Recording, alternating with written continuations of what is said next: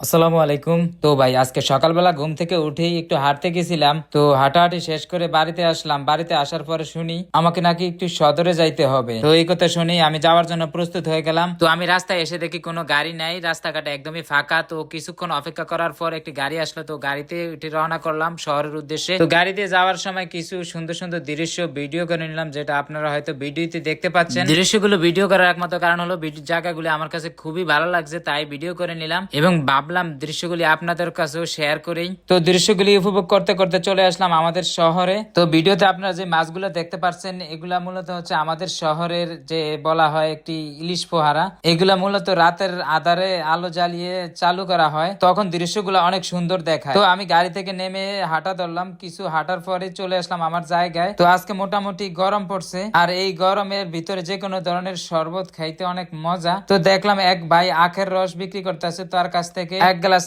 আখের রস খেয়ে নিলাম। তো আখের রসটা খাওয়ার পর শরীরে একটু রিল্যাক্স। আজকের ভিডিওটি এই পর্যন্তই। ভালো লাগলে সবাই লাইক করে দিবেন এবং সাবস্ক্রাইব করে পাশে থাকবেন। আসসালামু আলাইকুম।